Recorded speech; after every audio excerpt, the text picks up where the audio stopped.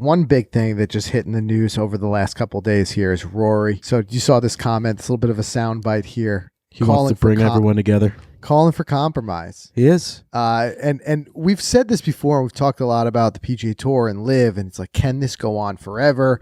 Plus, lingering and hanging over everyone's kind of heads is what Norman said recently about, like, they're looking for 7 more players. So now, like, it's just constantly upping the ante and upping the heat between the two of, like, where everybody's going.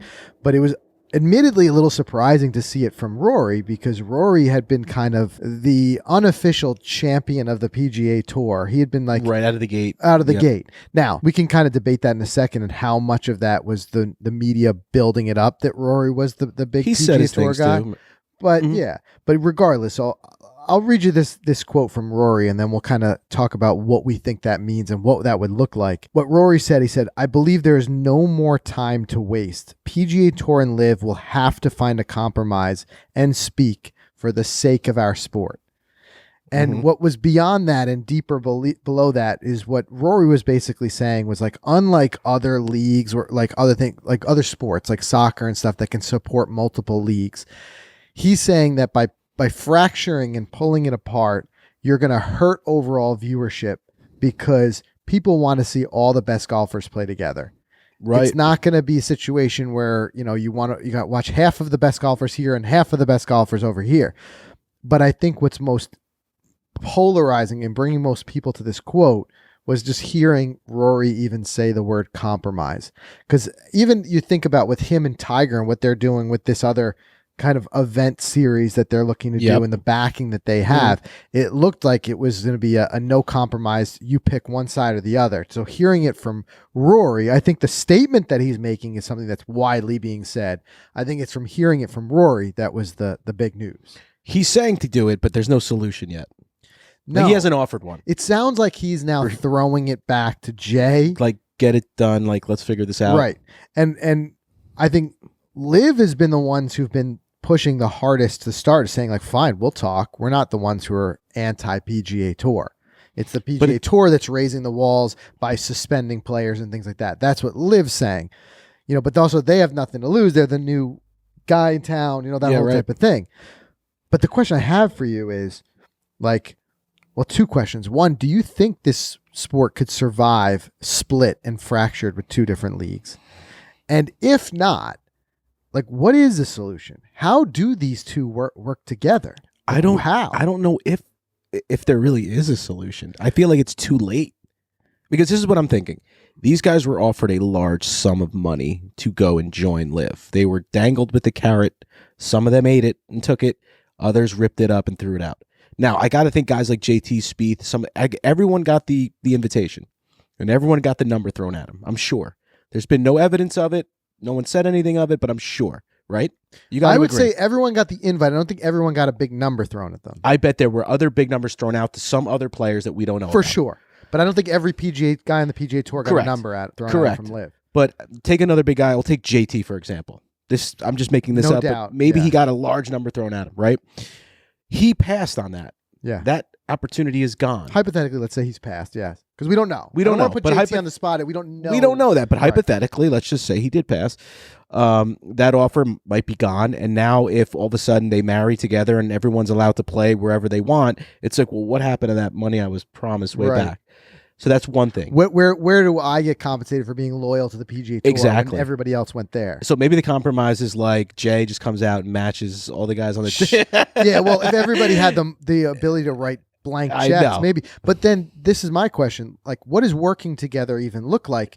Because if, let's say the PGA Tour says, our version of working together is we're going to remove suspensions. So now it's up to the players where they want to play. Mm-hmm. To me, that becomes just a bidding war on a week-to-week basis of just which event, which tour is going to have the biggest pot. And then that's where all the guys are going to go play. Right. And the other tour is going to be cannibalized for the week. Yep. Unless they find some sort of way, working together means that they don't go in direct competition and they split the year, split the schedule in some sort of way. So you take these months, I'll take these months. But LIV has already said that they're moving to a February through September. So they're right in the heart of the PGA Tour schedule. But going back to what Rory was saying and like what some people have and there's reading between the lines, this is what some fans have said, is that you take like a week, like a couple weeks ago, you had Liv had the Jeddah event, right? And that same week you had the Bermuda Butterfield Championship on the PGA Tour. Right. And both of them had very low viewership numbers.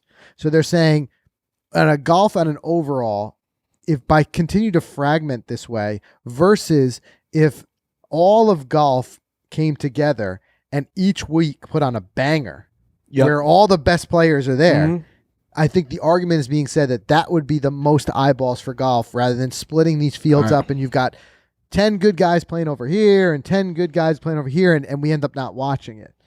Yeah, no, I see what you're saying. I just honestly don't think it can ever. I don't see a good ending here. I just don't. I know. I'm trying to think how. It's gotten so deep. I don't see a very easy path to everyone getting out of this with no one getting hurt. Didn't something like this happen in the past in like the 60s? With an alternate golf league? Nah, I mean, maybe. I mean, this would way predate me. I mean, we could look it up. I'll look it up. But I think I saw something like Lee Trevino said that he went to a different league or something like that. I got to figure out. I mean, all I think about is like American football and like the XFL. Yeah, the that's XFL, where arena XFL wanted to do things differently. That wasn't the Arena Football League, was it? Was XFL in the arena? I forget if they had the no out of bounds. It was just wild. It was which like is insane. Golf. It's just walls. Insane. But again, like I mean, I'm trying to think of a way that everybody kind of gets out. Like if, again, there would take a lot of backpedaling. It would take a lot of that because, like, don't forget, a lot of this stance was taken based on the Saudi backing and all that type of stuff. So I mean, there's a lot of hurdles to overcome. But I'm saying, let's assume you do that. What does a world look like where these two tours coexist? I can't see anyone from PGA being allowed or going over to live. I could see the opposite. Like, okay, Phil, we back off. You can come play in whatever event on the PGA Tour you want. We're done with that. You guys can come back and do whatever you want. But the guys on the PGA Tour, what are they going to do? Because live is live. Those guys are live guys. There's only like 35, 40, 50, 60 guys. Right. That's it. Right. Like Spieth, you can't come. We're filled. Sorry. Again, I mean, you guys, we always leave the comments open on these because we want to let you guys, weigh in and add to this conversation. So if you have your own take of how you think that it could be structured, that these two could work together, these two tours, and coexist and not cause this fragmentation and this fighting and this whatever it may be, let us know. All I can think is like going back to like we talked about before, Ernie L's suggestion, something to that effect, where it was just like, look, PGA Tour, you're going to be January through September, right? And then Liv is going to have a 3-month series, 12 events.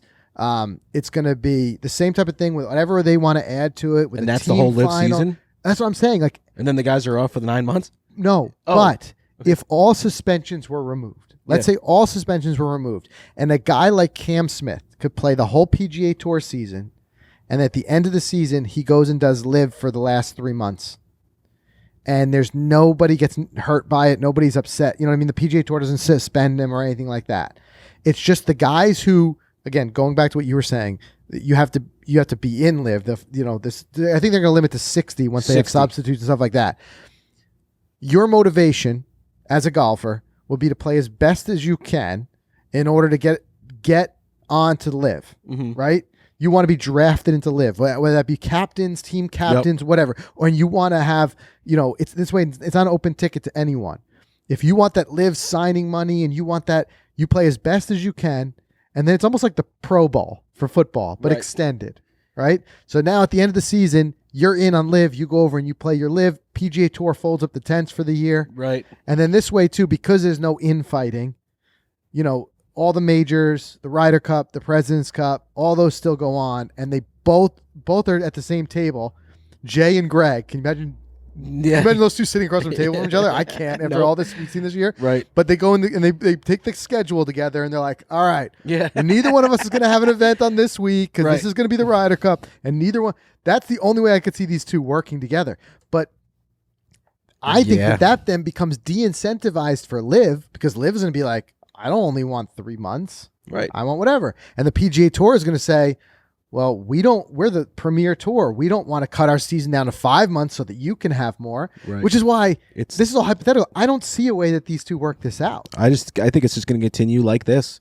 They're going to have their little 3-round weeks 12 times a year. They're going to stick them in the odd weeks of the PGA Tour and just do their thing. And I don't think they're going to work together. I just don't think so. I think at most they'll let all the LIV guys come back for the majors just so the majors could be a little more robust. I just wonder, though, if there is a pressure button that forces them to work together. If and now, but that's again, the problem.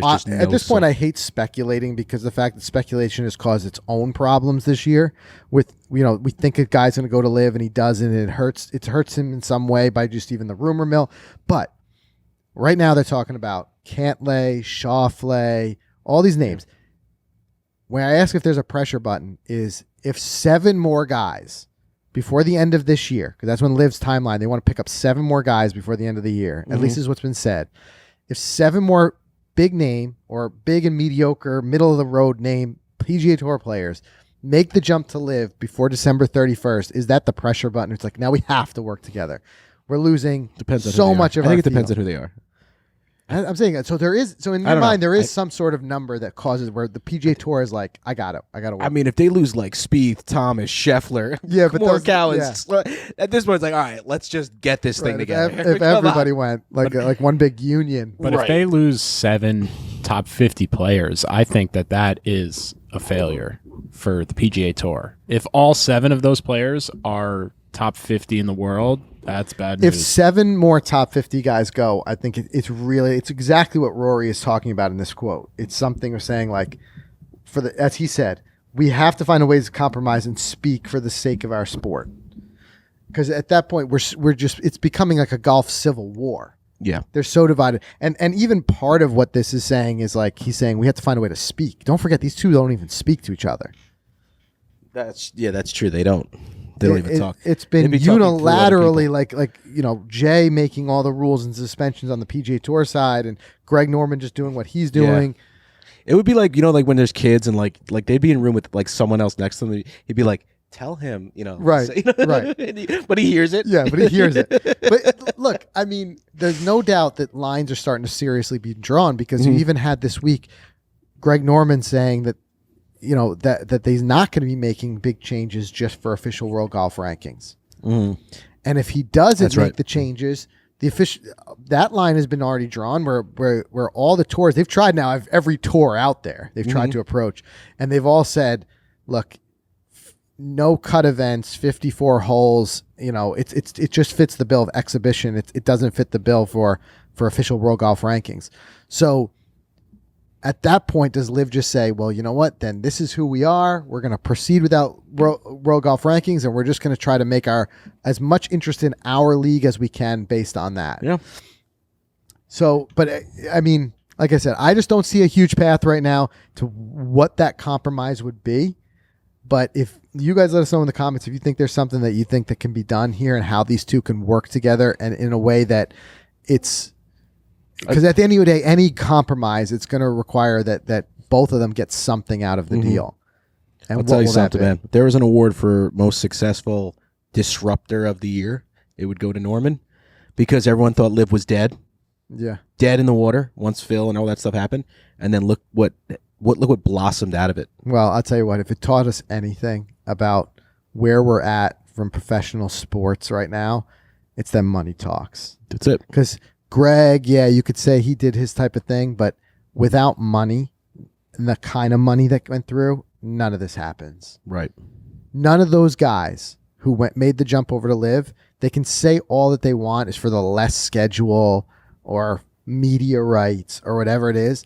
The reality is, I don't think any of those guys take the risk that they took for their own personal career and the possibility of missing majors and the possibility of missing... They did that without the money that was thrown at them. I think that was just like, it became such silly money. It's like an offer you can't refuse. That's it. Type of money.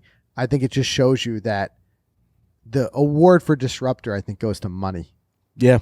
It just shows, I think that if somebody comes in there with enough turn your head money, it's crazy. A lot of things can be overlooked. Yeah. We kind of was shown, and a lot of things can happen. And even established sports that have been the same way for a long time can be disrupted with big money.